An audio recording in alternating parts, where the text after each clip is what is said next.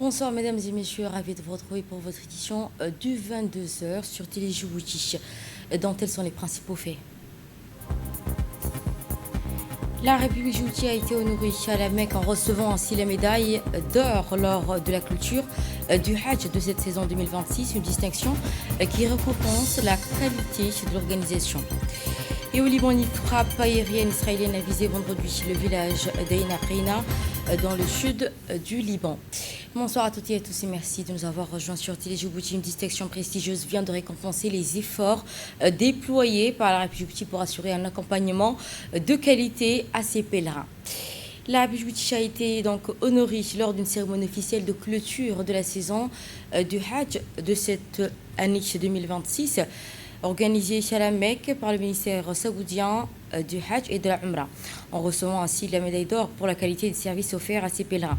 À cette occasion, le ministre des Affaires musulmanes et du bien Warf Moumin Hassan Barre a reçu cette distinction au nom de la République djibouti, en reconnaissant ainsi l'accompagnement et l'encadrement assuré aux pèlerins djiboutiens durant cette saison de pèlerinage. Cette récompense vient saluer les efforts conjoints du ministère et de la mission djiboutienne du Hajj qui a œuvré pour garantir aux fidèles des conditions optimales de séjour et de sécurité dans l'organisation de cette saison. Au cours du Hajj 2026, la délégation djiboutienne s'est distinguée par une modernisation des procédures, une meilleure coordination logistique et un accompagnement de proximité au profit de 1400 pèlerins présents cette année en Arabie Saoudite. Les autorités saoudiennes ont particulièrement salué les avancées en matière de digitalisation qui ont permis de simplifier les démarches administratives, d'améliorer le suivi des pèlerins et de fluidifier l'organisation sur les différents sites du Hajj. Ces innovations incluent notamment l'utilisation d'outils numériques pour l'enregistrement, le suivi et l'orientation des pèlerins. La qualité de l'organisation djiboutienne, la discipline des pèlerins ainsi que l'organisation étroite entre les autorités des deux pays ont également été mis en avant par les responsables saoudiens. Cette médaille d'or constitue une récompense internationale du travail accompli par les équipes mobilisées depuis plusieurs mois pour assurer un pèlerinage serein, sécurisé et conforme aux standards exigés. Et à travers cette distinction, Djibouti confirme ainsi son engagement à améliorer en permanence la qualité des services offerts aux pèlerins djiboutiens et à poursuivre ainsi la modernisation de l'organisation du pèlerinage. Et dans son intervention, le ministre des Affaires musulmanes et du bien Warf Moumin Hassan Barre a exprimé sa profonde satisfaction à la suite de l'attribution à la République djibouti de cette médaille d'or, récompensant ainsi l'excellence des services offerts à ses pèlerins lors du Hajj 2026. Cette prestigieuse distinction constitue une récompense internationale des efforts soutenus déployés sous l'impulsion de son Excellence, le chef de l'État Ismaël Omar Guelleh. Elle vient ainsi couronner les importantes réformes engagées ces dernières années, notamment en matière de digitalisation, de modernisation des services et d'amélioration continue de l'accompagnement des pèlerins djiboutiens, a-t-il déclaré. À cette occasion, il a également adressé ses chaleureuses félicitations à l'ensemble des pèlerins djiboutiens, estimant que cette récompense est une source de fierté pour toute la nation. Le ministre a également rendu hommage au professionnalisme et l'engagement des équipes du bureau des affaires des pèlerins djiboutiens qui ont œuvré sans relâche pour garantir aux fidèles les meilleures conditions de séjour, d'encadrement, d'accomplissement de leur rite dans les lieux saints. Cette médaille est avant tout le résultat d'un travail collectif, d'une mobilisation exemplaire et d'un engagement constant au service de nos pèlerins. Elle nous encourage à poursuivre nos efforts et à atteindre ainsi des niveaux d'excellence toujours plus élevés, a-t-il conclu. Alors que les autorités saoudiennes dressent un bilan positif du Hajj de cette année 2026, elles mettent en avant les efforts organisationnels déployés tout au long de la saison pour garantir la sécurité et le bien-être de millions de pèlerins. Le vice-émir de la région de la Mecque a annoncé ce samedi le succès de cette saison 2026, soulignant que le résultat obtenu reflète les efforts continus engagés pour assurer le bon fonctionnement du pèlerinage et la qualité des services offerts aux fidèles. Il a également indiqué que cette réussite est le fruit d'un soutien constant des autorités saoudiennes, d'un suivi rigoureux et d'une coordination étroite entre les différents institutions impliquées dans l'organisation du Hajj, permettant ainsi une gestion efficace des flux de pèlerins et une prestation de services intégrés. Le responsable a toutefois rappelé que le succès de chaque saison ne constitue pas une finalité, mais une responsabilité à renouveler qui exige davantage de planification, d'innovation et d'amélioration continue des services. Et selon lui, les résultats enregistrés cette année sont le fruit d'un travail intensif mené tout au long de l'année afin de garantir les plus hauts, une qualité standard d'organisation et de sécurité et de confort dans les lieux saints. Il a également indiqué que la réussite du Hajj repose sur une préparation anticipée, une mobilisation permanente des équipes et une coordination opérationnelle efficace entre les différents parties concernées. En conclusion, le vice-émir a réaffirmé l'engagement du Royaume à renforcer continuellement ses capacités organisationnelles et logistiques afin d'assurer le succès durable du pèlerinage et d'offrir aux fidèles les meilleures conditions pour accomplir le rite. Une organisation saluée également par plusieurs pays, dont Djibouti, qui a reçu le médaille d'or, récompensant ainsi la qualité de service offert aux pèlerins lors de cette édition de cette année 2026. Retour au pays à l'ICBA, cette fois, les forces de l'ordre formées à la gestion des réfugiés dans le respect des normes internationales. Un atelier de sensibilisation consacré à la gestion des réfugiés conformément aux normes internationales et aux engagements humanitaires de la République Djibouti s'est tenu au siège du Conseil régional de l'ICBA. Rencontre qui a réuni plusieurs responsables administratifs et sécuritaires de la région, notamment la première préfète adjointe de l'ICBA, Mme Saïda Ouabri Assoué, ainsi que le vice-président du conseil régional, M. Nour Saïd Geldon. Également le secrétaire exécutif adjoint de l'ONARS, M. Hussein Mohamed Chardi. On a vu donc la participation des officiers de police nationale, de la gendarmerie nationale et de l'armée ont également pris part à ces travaux. L'objectif étant de renforcer les connaissances des forces de l'ordre sur les principes de protection des réfugiés, ainsi garantir la protection des réfugiés par les conventions internationales, garantie par les conventions internationales. Les intervenants ont rappelé l'engagement constant de la République Djibouti. Contraints de fuir les conflits, les persécutions et les crises humanitaires dans la région. Malgré les défis économiques et sécuritaires, notre pays continue d'accueillir des milliers de réfugiés demandeurs d'asile sur notre territoire. Les policiers, les militaires et les gendarmes jouent un rôle essentiel dans le maintien de la sécurité, de la stabilité et de la protection des personnes vivant dans et autour des sites de réfugiés. Dans l'exercice de vos fonctions, vous êtes régulièrement confrontés à des situations complexes liées à la gestion des mouvements de population, à la protection des personnes vulnérables et au respect des droits fondamentaux des réfugiés et demandeurs d'asile. Et je vous propose à présent de suivre l'intervention de la préfète de la région d'El-Issebbi pour cette journée consacrée à une formation aux forces de l'ordre quant à la Convention des droits des réfugiés. C'est un grand honneur pour moi de vous souhaiter la bienvenue dans la région d'El-Issebbi pour cet atelier de formation. Notre pays, la République de Djibouti, s'est doté d'un cadre juridique précis. La loi nationale sur les réfugiés. Ces textes fondamentaux définissent rigoureusement les droits et les devoirs des populations que nous accueillons, tout en fixant les mécanismes stricts de leur protection. En tant que force de l'ordre, police, militaire et gendarmerie, vous êtes en première ligne.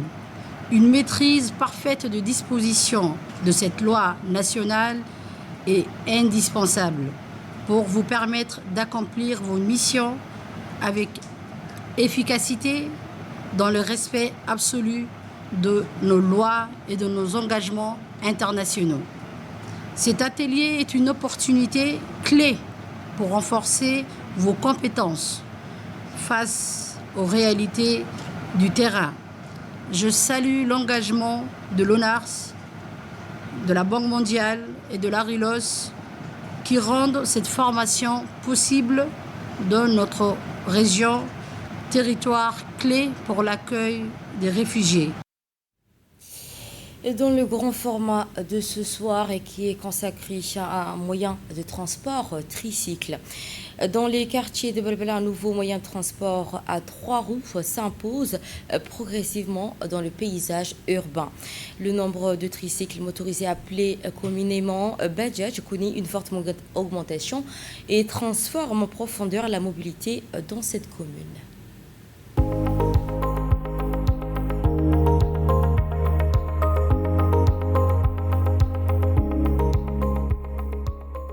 Ces véhicules à 3 roues constituent un moyen de transport local, très prisé pour son accessibilité et sa rapidité, se faufilant entre les voitures dans les embouteillages. Or, les réseaux routiers qu'ils desservent quotidiennement sont conditionnés et partagés par l'État. Ils envahissent les rues de la commune de Balbala et mènent une lutte acharnée contre les minibus pour le contrôle du transport. Or, ces derniers, ayant été pendant plusieurs décennies un moyen de transport incontournable, semblent aujourd'hui disparaître face à ce Bajaj, triporteur, 3 roues et quadriporteur, 4 roues, dont le nombre ne cesse d'augmenter de jour en jour, qui s'avère un moyen de transport très pratique. Il est strictement interdit pour un Bajaj de se rendre à Djibouti-Ville et d'opérer dans les zones limitées de Balbala, de peur contre les grands véhicules des autoroutes. Seuls les bus et les minibus circulent et exercent dans toute la ville. Les principaux départs et terminaux des Bajaj définis par l'État comprennent la place Chermoussa, place Hayablé, PK12, PK13, place Holhol et le terminal de transfert de Fan City. Quant aux minibus, ils sont en voie d'extinction car leur importation a été prohibée et les peu restants qui circulent sont vieillissants et non entretenus. Les habitants de Balbala, sauf qu'ils sont contraints de détester être servis par ces véhicules en raison de leur confort rudimentaire et pour leurs conditions de sécurité déplorables. Les routes de Balbala conviennent aux Bajaj. L'infrastructure routière est exceptionnelle. Même en cas de pluie et d'inondation, les Bajaj répondent présents et rendent service à leur clientèle de Balbala. Un nombre élevé d'artères circulant à Balbala ou en revêtement de mauvais état et pourtant les 3 roues roulent zigzagant dangereusement entre les minibus et les trottoirs étroits non continus. À Balbala, beaucoup de quartiers nouvellement apparus ne sont pas desservis par les minibus, les considérant comme non rentables et sont les Bajaj qui assurent le transport de ces zones les plus reculées. Normalement, ces tricycles peuvent transporter jusqu'à 3 personnes, des corpulences normales, en plus du conducteur. Et pour monter à 4 ou à 5, les passagers se serrent bien volontiers entre eux. Le siège avant est destiné au conducteur et un banc disposé à l'arrière permettant d'accueillir les voyageurs. Parfois, un passager trouve de la place sur le siège du conducteur. Les versions plus modernes des Bajaj, appelées aussi tuk-tuk, ont jusqu'à 2 banquettes arrière et même une mallette arrière. Les côtés sont ouverts et le toit est bien refermé par un tissu ou par un toit incorporé à la carrosserie. Les voyageurs sont ainsi protégés de la chaleur, du soleil et de la pluie. Il faut souligner que conduire un Bajaj nécessite l'obtention d'un permis B de voiture classique. Or, le secteur du Bajaj est un domaine administré et suivi par le ministère de l'Intérieur. Le prix du transport des Bajaj est déterminé par une réglementation spécifique codifiée par l'État. C'est pourquoi un chauffeur de Bajaj ne se contente pas seulement d'attendre les clients et de les conduire dans un point à un autre. Il veut travailler de façon rentable. Il a tout intérêt à établir une stratégie de prise en charge. Il doit savoir se trouver au bon endroit, comme par exemple l'hôpital Cheikh Al-Rahma, près des collèges et des universités de Balbala. Un bon moment. Les chiffres relatifs aux revenus journaliers d'un chauffeur de Bajaj varient entre 2 000 et 5 000 francs. Car plusieurs paramètres entrent en jeu, tels que l'état de 2 roues, les vacances, des enfants qui ne sont pas rentables pour eux, travail de nuit, jour ainsi que les pourboires. L'Inde produit chaque année plus de 800 000 Bajaj motorisés, dont plus de tiers et exportés en Afrique. Il est nettement moins cher qu'un taxi et permet à des milliers d'habitants de Balbala, de nos districts ruraux, d'aller travailler très loin sans faire des kilomètres à pied. Ces tricycles qui pullulent partout dans la banlieue de Balbala sont des engins qui apportent leur lot d'avantages et inconvénients en matière d'écologie et d'entretien. Les Bajaj offrent une expérience nouvelle et amusante dans les rues et l'embouteillage. C'était un magazine de la rédaction avec un commentaire de Samatar Saïd Yassine. À Djikil, cette fois, plus de 1000 têtes de bétail distribuées aux familles les plus vulnérables pour l'Aïd al-Adha. À l'occasion de l'Aïd al-Adha, une importante action de solidarité a été menée dans la région de Djikil en faveur des familles les plus vulnérables. L'association Ahsen International a procédé à la distribution de plus de 1000 têtes de bétail destinées aux ménages en situation de précarité afin de leur permettre de célébrer cette fête dans des conditions dignes marquées par le partage et la solidarité. Cette cérémonie officielle qui s'est tenue en présence du préfet par intérim de la région ainsi que le président du conseil régional et les représentants de l'association. Cette initiative illustre une coopération entre les organisations humanitaires et les institutions publiques ainsi que les acteurs locaux en faveur du soutien aux populations les plus fragiles et la promotion des valeurs de solidarité. Le représentant de l'association a précisé que cette opération réalisée en partenariat avec le ministère des Affaires sociales et des Solidarités s'inscrit dans une démarche visant à renforcer les actions sociales au profit des familles nécessiteuses à travers le pays. Il a également souligné que cette distribution permettra à de nombreuses familles de célébrer l'Aïd al-Adha dans un climat de joie. Je vous propose à présent d'écouter une intervention du représentant de l'ONG Ahsen International pour cette journée. L'organisation Hassenes, cette année, Inch'Allah, 250 000 dans le monde entier, dans 75 pays, dont 3500 à Djibouti. Et pour le village de Dikil, aujourd'hui, on est à 1000 coupes ce matin, Inch'Allah, qui vont être distribuées vers 4000 familles. Donc voilà, on souhaite vraiment continuer cette démarche. On est plus de 450 observateurs comme nous, qui sont divisés dans le monde entier pour aller aider et participer à cet acte pour apporter de la joie vraiment dans le monde entier. À tous ceux qui participent à cet acte de nous aider, parce que vraiment on a vocation à le faire dans tous les cas. Et pour tous ceux qui nous donnent, qui nous accompagnent dans cette démarche, merci infiniment. Vraiment, c'est notre plus grand bonheur ici de pouvoir passer ce jour-là avec vous, à vos côtés, et de partager ensemble ce jour béni. Et à cette initiative généreuse, le président du conseil régional du Dikil, Mahad Hussein Ahmed, a exprimé sa profonde gratitude et ses sincères remerciements à l'association Ahsen International pour ce don généreux offert à l'approche de l'Aïd al-Adha. Il a également souligné que cette initiative caritative arrive à un moment opportun et contribue à apporter joie et réconfort à de nombreuses familles modestes de la région, leur permettant ainsi de célébrer cette fête religieuse dans des meilleures conditions. Face aux fortes chaleurs, les habitants de la capitale trouvent refuge sur les plages. Face donc à une hausse persistante des températures et à des conditions climatiques de plus en plus éprouvantes, de nombreuses familles de la capitale se rendent quotidiennement sur les plages à la recherche de fraîcheur. Depuis plusieurs semaines, la chaleur se fait fortement ressentir à travers le pays. Selon les dernières prévisions au Centre de prévention et d'application du climat de l'IGAD, des températures supérieures à 32 degrés devraient se maintenir dans les prochains jours, plaçant Djibouti dans une zone de stress thermique élevé. Dans ce contexte, les plages de la capitale enregistrent une forte affluence, notamment en fin d'après-midi, en soirée. Familles, des jeunes ainsi que visiteurs s'y retrouvent pour profiter de la brise marine et échapper aux fortes chaleurs qui touchent la ville. Les prévisions hebdomadaires indiquent par ailleurs que la grande corne de l'Afrique devrait connaître des températures globalement supérieures aux normales saisonnières, avec des faibles probabilités de précipitations significatives à Djibouti. Les spécialistes alertent ainsi sur les multiplications des épisodes de chaleur extrême de plus en plus fréquents, sur l'effet du changement climatique, entraînant ainsi une adaptation progressive des modes de vie des populations. Les autorités sanitaires recommandent de s'hydrater régulièrement et d'éviter une exposition prolongée au soleil aux heures les plus chaudes et protéger en particulier les personnes âgées et les enfants ainsi que les personnes vulnérables.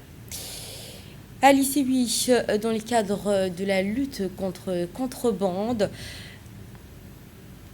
les services des douanes de l'ICBI ont mené une opération conjointe avec les éléments de la police locale et l'armée biras. Intervention qui a permis d'intercepter, en périphérie de la ville d'Ali-Sébié, un véhicule transportant une importante quantité de cannes introduites illégalement sur les territoires. La cargaison saisie est estimée à environ 250 sacs que les contrebandiers tentaient d'acheminer vers la capitale. Conformément aux procédures en vigueur, la marchandise a été détruite sur place en présence du chef de la brigade des douanes. Les opérations qui illustrent la vigilance continue par les forces de sécurité dans la lutte contre les trafics illicites sur l'ensemble du territoire. Nous passons dans l'actualité régionale. La prison d'Ouganda recourt à la science forestique contre le trafic d'espèces sauvages. L'Ouganda intensifie sa lutte contre le trafic d'espèces sauvages en s'appuyant sur la science forestique et l'analyse ADN pour démanteler les réseaux criminels de plus en plus sophistiqués. Les autorités utilisent des tests génétiques sur des saisies, notamment l'ivoire d'éléphant et les écailles des pangolins, afin d'identifier l'origine des produits issus du braconnage et relier ainsi les preuves aux activités illégales. Ces méthodes permettent de renforcer les enquêtes et ainsi des dossiers judiciaires avec un taux de condamnation qui dépasserait désormais les 80% selon les responsables. Confrontés à un braconnage persistant lié au réseau transnational, les pays se considèrent ces outils scientifiques comme essentiels afin d'améliorer l'efficacité de la justice environnementale et protéger la biodiversité. C'était dans les titres. Le sud du Liban a subi des nouvelles attaques. Une frappe aérienne israélienne a visé dans la journée de vendredi le village d'Ain Qaina dans le sud du Liban, peu après un appel à l'évacuation lancé par l'armée israélienne. Selon les informations disponibles, l'attaque est intervenue à environ 1 heure après l'avertissement adressé aux populations. Plusieurs bâtiments ont été endommagés selon son bilan humain confirmé à ce stade. Ces opérations surviennent dans un contexte de tensions persistantes dans les frontières israélo-libanaises, marquées par des échanges des tirs. Et pour terminer, témoignage d'un réserviste israélien sur les célébrations après des frappes. Un réserviste de l'armée israélienne affirme avoir observé plusieurs reprises des scènes de célébration de soldats après des frappes contre la population palestinienne près de la bande de Gaza. Selon ces témoignages, ces réactions auraient suivi des opérations ayant visé des véhicules faisant des victimes. Il a indiqué que ces comportements seraient répétés malgré un cessez-le-feu fragile. Ces déclarations non vérifiées de manière indépendante interviennent dans un contexte de forte tension sécuritaire autour de la bande de Gaza. Les autorités israéliennes n'ont encore pas réagi à ces informations. Les États-Unis et l'Iran poursuivent des échanges indirects marqués par une progression limitée sans accord final à ce stade. Les discussions portent sur un cadre de désescalade incluant le programme nucléaire iranien et la sécurité maritime, notamment dans les détroits d'Ormuz. Des pistes d'accord restent à l'étude, mais de profondes divergences persistent, notamment sur l'enregistrement de l'uranium et une garantie exigée par les deux parties. Dans ce contexte, les efforts diplomatiques se poursuivent sans perspective immédiate d'accord, malgré la volonté affichée de réduire les tensions. Ce sera tout, donc merci à toutes et à tous de nous avoir suivis. Vous étiez sur Télé Djibouti avec le journal de l'information. Merci pour votre fidélité et confiance.